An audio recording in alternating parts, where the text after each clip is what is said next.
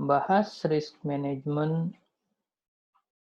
bagian kedua. Oke, kita review sedikit ya. Ini learning objektifnya, jadi teman-teman bisa menjelaskan apa itu manajemen risiko, apa itu identifikasi risiko, dan bagaimana cara melakukan pengendalian risiko. Kemudian, bagaimana mengidentifikasi dan melakukan assessment terhadap risiko didasarkan pada probabilitas dan impact, likely impact. Gitu ya. Ini sudah kita bahas minggu lalu, ada komponen-komponen risk management, di antaranya identification, assessment, dan control. Hari ini kita akan bahas tentang risk assessment. Di dalamnya ada determine loss frequency, kemudian evaluate loss magnitude, calculate risk, baru assess risk acceptability. Nah, ini kita kemarin sudah bahas juga, residual risk. Ini sudah saya bahas panjang lebar juga, bagaimana risk identification. Kemudian, nah hari ini kita mulai risk assessment. Beberapa terminologi dasar yang perlu diketahui.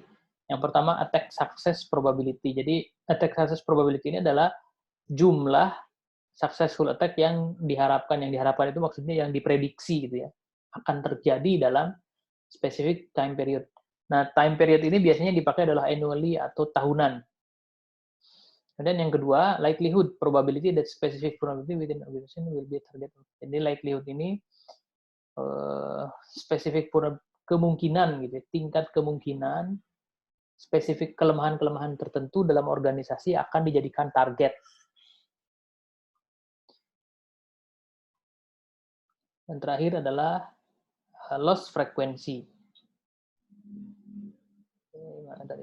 Loss frequency adalah menghitung likelihood dari attack dan attack success probability. Jadi loss frequency ini adalah kalkulasi yang didasarkan pada attack success probability dan likelihood. Jadi ada yang menyebutnya loss frequency, ada yang menyebutnya loss event frequency. Jadi intinya kemungkinan sebuah vulnerability akan diserang dan berhasil. Nah, itu loss frequency. Jadi kemungkinan sebuah vulnerability, saya ulangi, akan diserang dan serangannya berhasil. Gitu ya. Itu loss frequency. Specified time range itu di dasar ada waktunya. Nah, waktunya biasanya annually juga, tahunan.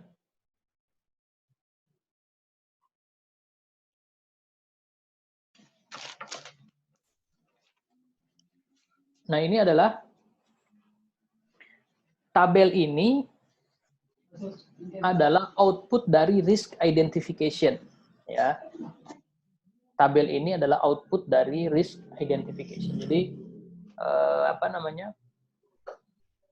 deliverables dari risk identification itu ya ini. Yang pertama adalah adanya information asset berdasarkan pada hasil kemarin itu identifikasi aset. Kemudian kita lihat value asetnya berapa. Asset valuation. Yang mana asset value itu? Itu yang 0,8, 0,9, 0,5 itu adalah asset value-nya. Dari mana angka itu didapat? Ini didapat berdasarkan dokumen National Institute Standard Technology, NIST SP830. Jadi angka 0,8, 0,9 ini diambil dari dokumentasi NIST SP830. Ini adalah standar information security. Ya. Jadi dia nggak ngarang, tapi ngambil dari sana. Kemudian, nah, information asset sebagai contoh misalkan ADI document set 1 atau Electronic Data Intelligence Document. Isinya adalah logistik build of logistik BOL itu kalau nggak salah ya. Kemudian to outsourcer ke perusahaan-perusahaan outsourcing. Jadi dia punya dokumen logistik yang dikirimkan outbound itu, dokumen yang dikirimkan ke perusahaan outsourcing logistik. Ya. Nah, dokumen itu impact to revenue jika diserang adalah 0,8 nilainya. 0,8 itu ya ini sebenarnya 80% impact to revenue. atau 0,8. Kemudian impact to profitability 0,9. Jadi kalau misalkan dihajar itu apa namanya dokumen ini, maka impact terhadap profitability-nya 0,9. 0,1 to 1 berarti kan 90%. Nah, berarti dokumen ini lumayan tinggi nilai value-nya.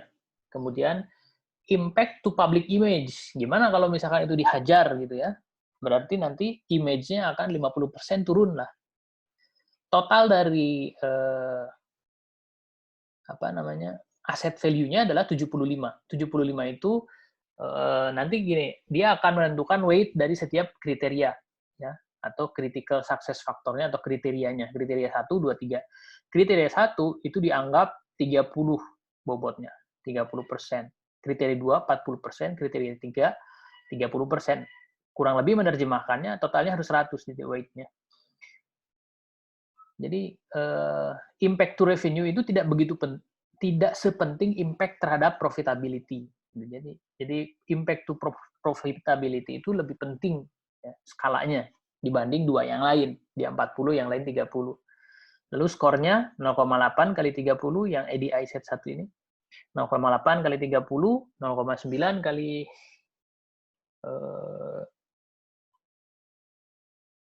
jadi 0,8 kali 30, 0,9 kali 40, 0,5 kali 30. Ditotalkan hasilnya jadi 75. Nah, ini adalah weighted score dari si setiap aset.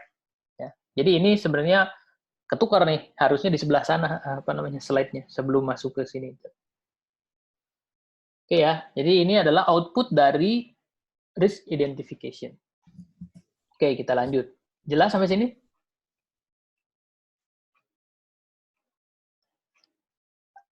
Jelas, Pak.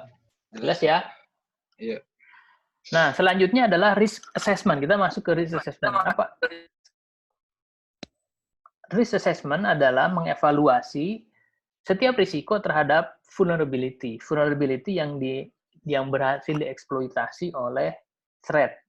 Nah, proses ini, evaluasi ini disebut sebagai risk assessment. Jadi mengevaluasi setiap vulnerability dari ancaman atau ya, dari eksploitasi ancaman. Kemudian risk assessment juga dia memberikan nilai rating ya atau skor terhadap semua informasi terhadap aset informasi. Jadi nanti ada nilai risikonya setiap information aset. Rumusnya, nah ini rumus sederhana.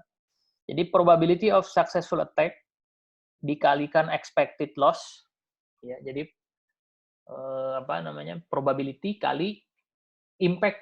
Kalau kita lihat dari rumus sederhana ya, kalau misalkan kita lihat rumus ini, sebenarnya ini kan probability dikali impact ya. Kemudian ditambahkan uncertainty. Mana tadi? Ditambahkan uncertainty. Ya. Uncertainty of estimates. Ya. Apa sih uncertainty itu? Ntar kita lihat.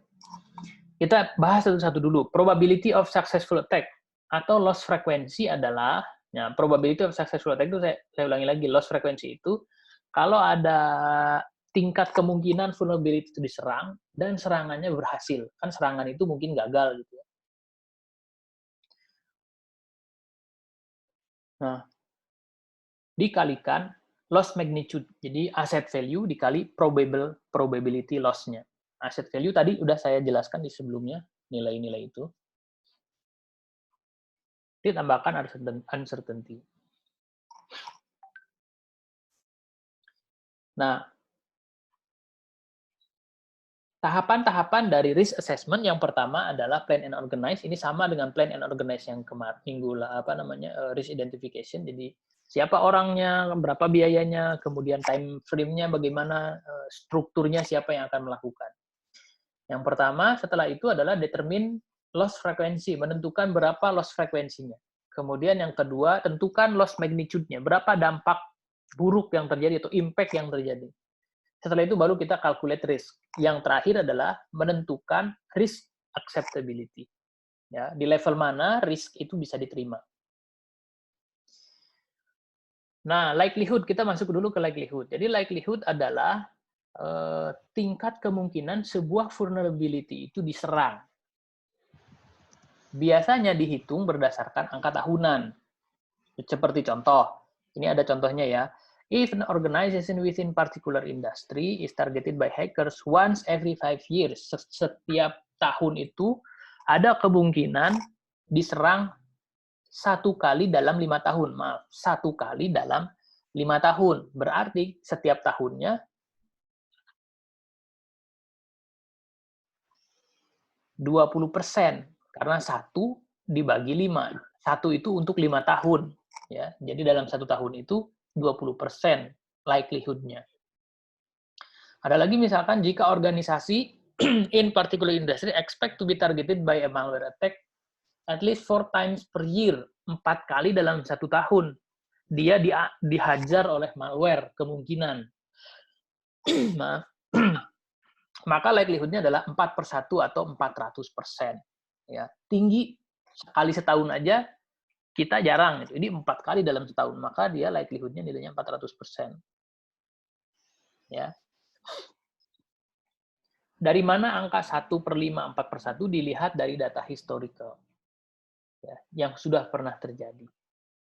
Lalu kalau misalkan kita tidak tahu bagaimana ada perusahaan baru, kita nggak tahu, atau sistem yang kita kembangkan sistem baru, kita nggak tahu tingkat, karena nggak punya pengalaman sebelumnya, dilihat dari mana? Lihat data yang dipublikasikan oleh orang. Lihat jurnal-jurnal ilmiah, lihat berita gitu ya.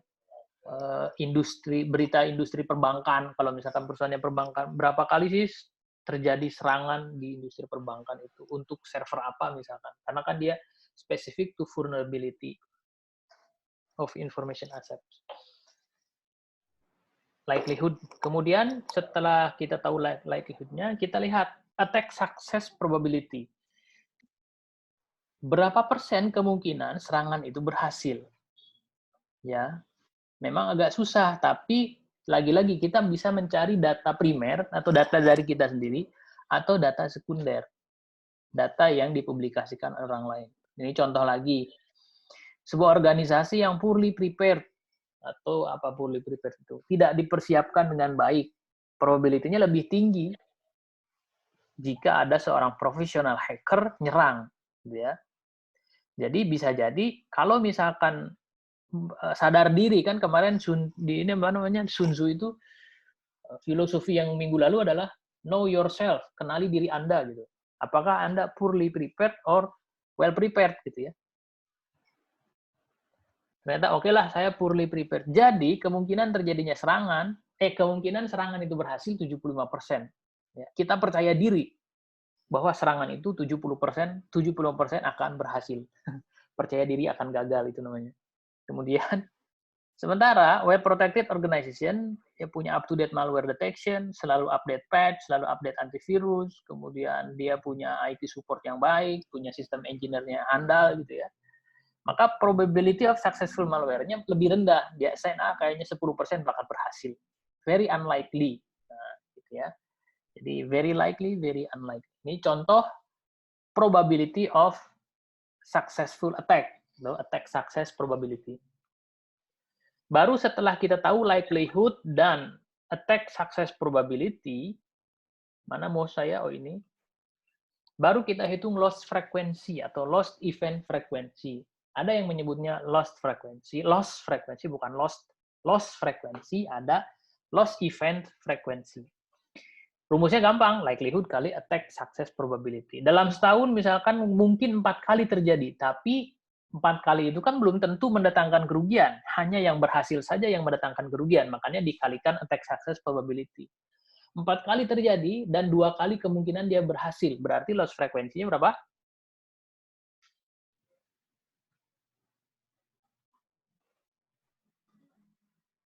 Halo? 50%.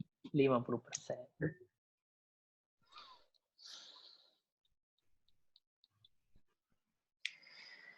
Nah, baru kita hitung apa ini? Skor dari risknya, ya, menghitung skor dari risiko. Contohnya information asset A adalah online e-commerce database. Industri ada industry report indicate 10% chance of an attack this year. Ada 10% kemungkinan terjadi serangan tahun ini. 10% itu berarti 1 kali dalam 10 tahun. Ya. Kemudian orang IT-nya mengatakan bahwa 50% akan berhasil kemungkinan. Kemungkinan 50% serangannya sukses.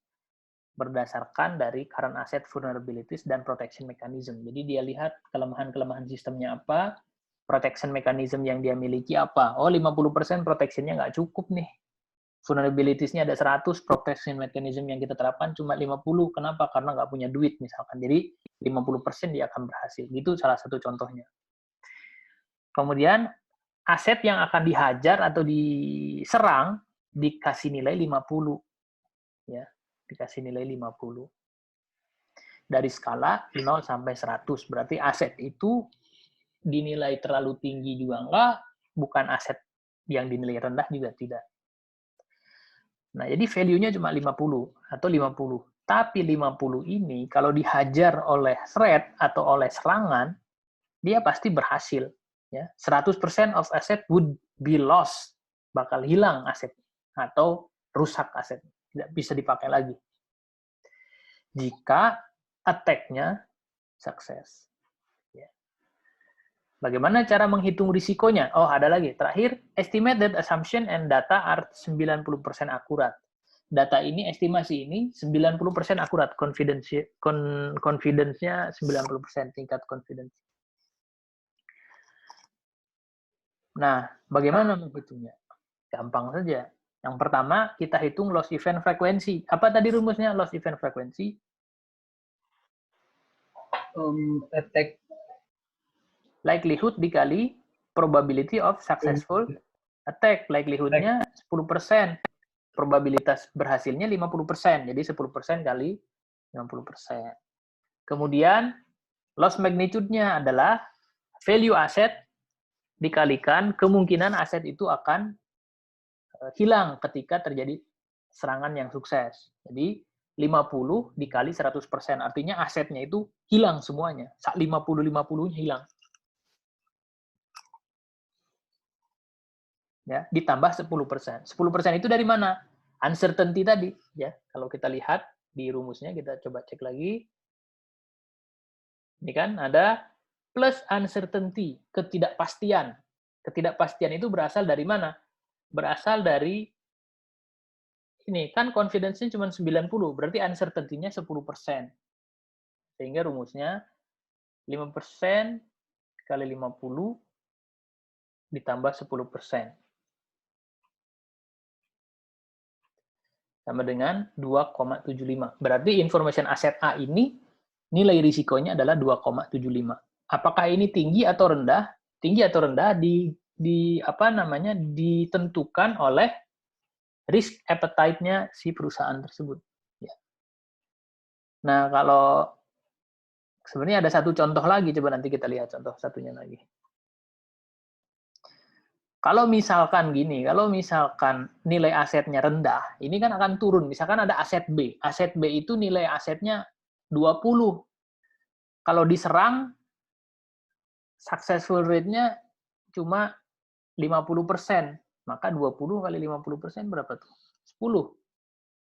Betul tidak? Jadi nanti nilai risiko si aset B adalah 5% dikali 10 ditambah 10%. Misalkan kalau yang kita ubah hanya variabel aset value dan probability of successful attack. Nah, ini adalah, jadi dari sini setiap aset kita hitung, kemudian kita urutkan mana yang paling tinggi. Atau di short, ascending apa descending yang dari paling tinggi itu. Sort by risk value. Nah, keluarlah, baru kita tahu mana yang aset yang memiliki tingkat prioritas tinggi, mana yang diurutkan dari yang paling tinggi sampai yang terendah. Jelas sampai sini? Jelas. Gampang ya? 10 minutes akan mati. Oke. Oh, saya harus save dulu. Si Florin kok saya approve nggak muncul-muncul ya? Halo Florin, kamu sudah masuk?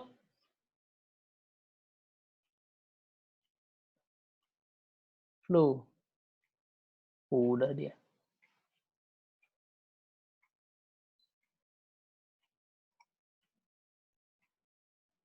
Chatnya mana tadi? Saya save dulu deh.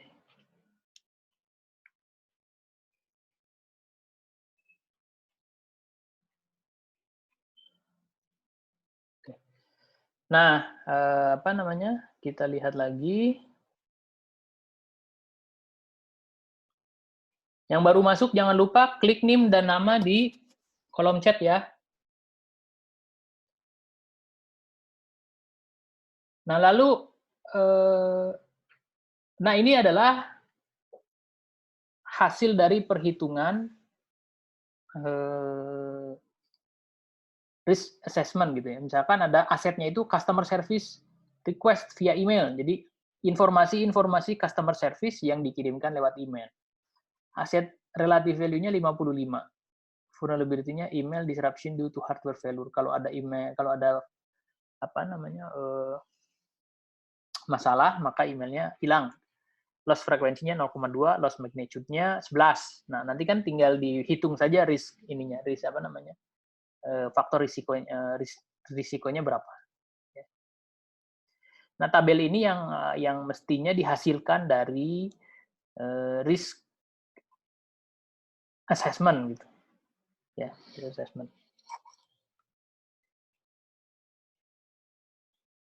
Sampai sejauh ini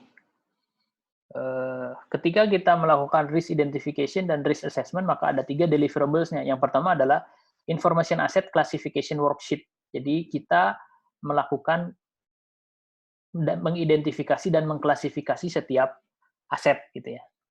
Termasuk value-nya. Value-nya itu berarti nanti yang tadi yang 0,8, 0,9 gitu ya. Jadi sampai situ.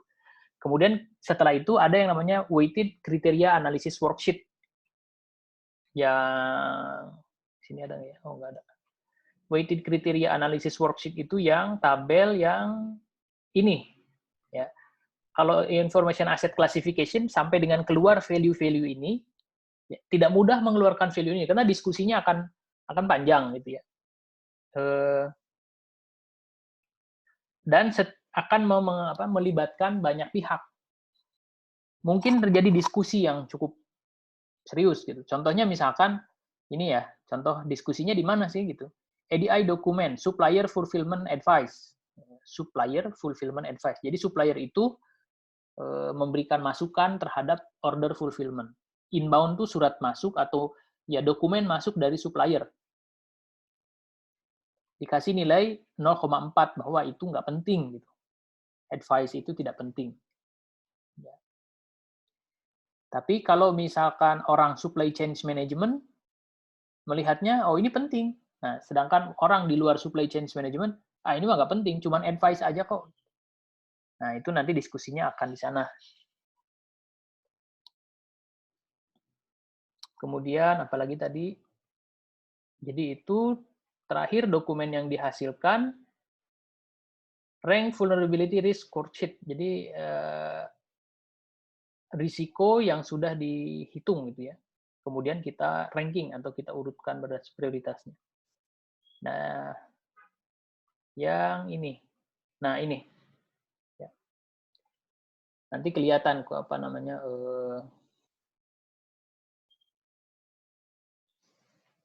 berapa nilai risikonya.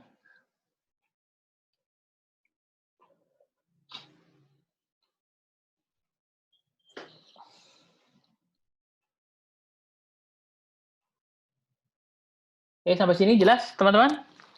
Ada yang bertanyakan? Jelas, Pak. Jelas ya? The fair approach. Nah, sebelum masuk ke the fair approach, ini tinggal 5 menit lagi daripada saya lagi jelasin putus, saya stop dulu ya. Habis ini kita join ulang. Setuju? Setuju, Pak. Oke, Pak. Setuju nggak? Setuju, Pak. Ya, Oke, emang Pak. harus Oke, emang Pak. harus setuju, lu nggak ada pilihan Setuju, lain. Pak. Bentar, saya stop share. Kita, siapa nih? Lagi liburan. PSBB, oi. Mana ya?